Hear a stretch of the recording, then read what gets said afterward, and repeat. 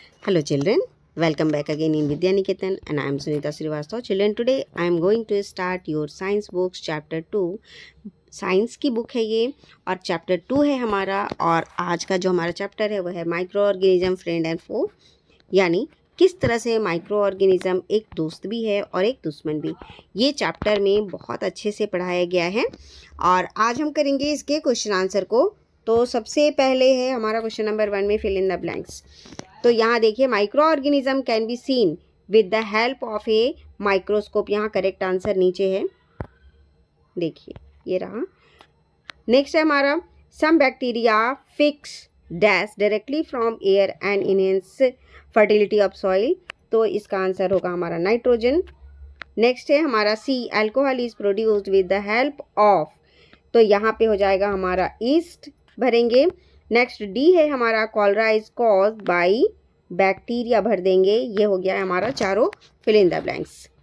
Next आइए question number 2 है tick the correct answer. और पहला है क्वेश्चन हमारा A, yeast is used in production of, और आंसर है करेक्ट हमारा अल्कोहल। नेक्स्ट आइए हम करेंगे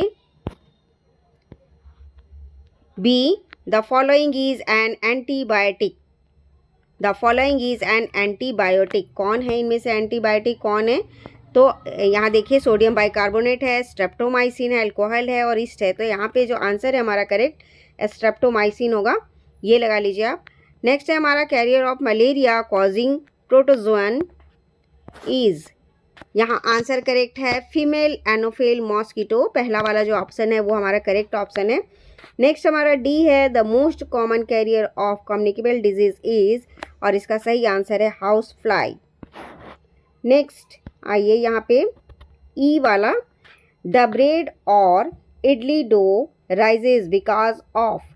जो इडली का जो डो है या जो ब्रेड का जो डो होता है वो कैसे फूल जाता है या कैसे फ्लफी हो जाता है? वो हीट की वजह से, ग्राइंडिंग की वजह से, ग्रोथ ऑफ ईस्ट सेल की वजह से कि नीडिंग की वजह से? इसका करेक्ट आंसर होगा थर्ड वाला, growth of east sales. Next है हमारा F, the process of conversion of sugar into alcohol is called. क्या कहलाता है? शुगर का अल्कोहल में बदल जाना क्या कहलाता है? फर्मेंटेशन। और थर्ड वाला आंसर इसका करेक्ट है, देखिए फर्मेंटेशन, ये वाला आंसर इसका करेक्ट है। यहाँ है ये सारे आंसर्स, ये देखिए यहाँ पर हैं ये सारे आंसर्स। नेक्स्ट है हमारा मैचिंग, और मैचिंग भी नीचे किया हुआ है। जैसे बैक्टीरिया को हम किस में मिलाएंगे? Causing cholera. राइजोबियम का मिलाएंगे हम मिक्सिंग नाइट्रोजन में। लैक्टोबैसिलस का मिलाएंगे सेटिंग ऑफ कर्ड में। ईस्ट को मिलाएंगे बेकिंग ऑफ ब्रेड में। और प्रोटोजोन को मिलाएंगे कॉजिंग मलेरिया में। और वायरस को मिलाएंगे हम कॉजिंग एड्स में।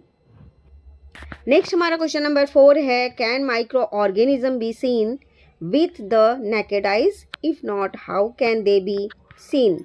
माइक्रो ऑर्गेनिज्म को हम नेकेड आइज से नहीं देख सकते हैं, तो हम क्या लिखेंगे इसका answer? Micro organism can not be seen with the naked eyes, they can be seen with the help of a microscope.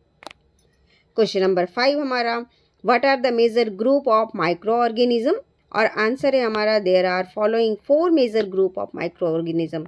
Microorganism के 4 मुख्य या मेन ग्रुप्स हैं। और कौन कौन से? ये बैक्टीरिया है, फंगी है, प्रोटोजोआ है और एलिगे है। नेक्स्ट क्वेश्चन है हमारा question number 6, name the microorganism which can fix atmospheric nitrogen in the soil. और आंसर हम लिखेंगे यहाँ पे bacteria like rhizobium and blue green algae can fix atmospheric nitrogen in soil. बस सिंपल सा आंसर है, जितना क्वेश्चन होगा बस उतना ही आंसर देना हमने। क्वेश्चन नंबर 7 है write 10 line on usefulness of micro organism in our lives. Micro organism किस तरह से हमारे लिए यूजफुल है उसके बारे में हमें 10 लाइन लिखना है यहाँ पे। तो सबसे पहले लाइन हम शुरू करेंगे यहाँ से, यूज ऑफ माइक्रो ऑर्गेनिजम्स। और पहला लाइन लिखेंगे micro organisms help in the preparation of curd, bread, cake etcetera. Second लिखेंगे yeast are use for commercial production of wine and alcohol. Third line हो जाएगा हमारा they are use to control many plant disease. Fourth में लिखेंगे they are use in making vinegar. Fifth लिखेंगे they act as cleaning agent and decompose the waste products into manure. Six में हम लिखेंगे they destroy the plant and animal dead bodies by decomposing them. Seventh में हम लिखेंगे they increase soil fertility by fixing nitrogen of atmosphere. Eight हम लिखेंगे they are used in making medicines like antibiotics and vaccines. इसके बाद हम लिखेंगे ninth में they are used as preservative for food items. और टेंथ लाइन में हम लिखेंगे they help in various metabolic activities in our body. Question number 8 पे आइए। Write A short paragraph on the harmful effect of micro organism. Friend के रूप में हमने पढ़ लिया ऊपर यूजफुलनेस क्या है उनकी, और ये कैसे अब हमारे लिए हार्मफुल है इसके बारे में हम लिखेंगे।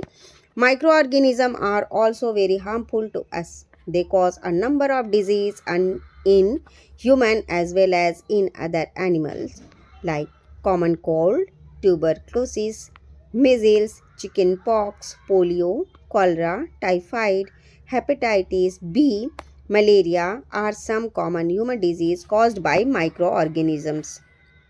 Anthrax is a serious disease in animal caused by microbes. They also make food item unfit for use by food poisoning. They also spoil clothes and leather products. They also cause disease in plants like blight in potatoes, sugar canes, oranges, etc. They also reduce the crop production. Next, question number 9. What are antibiotics?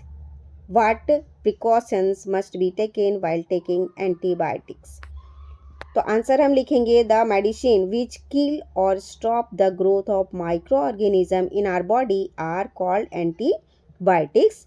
These are very useful to us as they protect us from the harmful effect of micro organism. Antibiotics are made from bacteria and fungi. The penicillin is the first antibiotic discovered by Alexander Fleming in 1929. These days, a number of antibiotics are used to cure various human and animal diseases. Streptomycin, tetracycline, erythromycin, etc. are some common antibiotics. इसमें precautions क्या रखना होता है जब हम antibiotics लेते हैं? We should take antibiotics only by the advice of qualified doctor. Antibiotics should only be taken when needed. Antibiotics हम ऐसे ही नहीं ले सकते, अगर उसकी ज़रूरत होती है, अगर डॉक्टर कहते हैं तो ही हमें लेना होता है। Otherwise they may be harmful and become less effective in future. यहाँ पे कुछ एडिशनल क्वेश्चंस भी मैंने आपके लिए शेयर किया हुआ है, तो ये रहे आपके एडिशनल क्वेश्चंस और यहाँ पे हैं उन सभी के आंसर्स। ये देखिए, इनमें सभी क्वेश्चन सही आंसर्स को मैंने मार्क किया हुआ है। जैसे पेंसिलियम इज अ,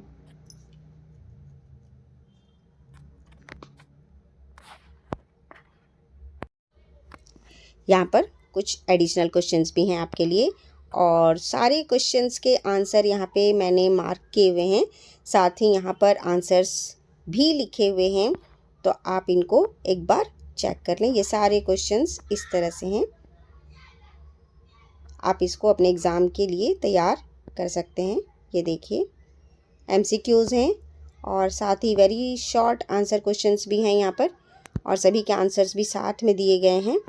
तो आप वीडियो को पॉज करके इनको लिखिए और आप अपने एग्ज़ाम की तैयारी कीजिए। हम जल्दी मिलते हैं नेक्स्ट चैप्टर में नेक्स्ट क्वेश्चन आंसर के साथ। थैंक यू बच्चे, हैव ए नाइस डे।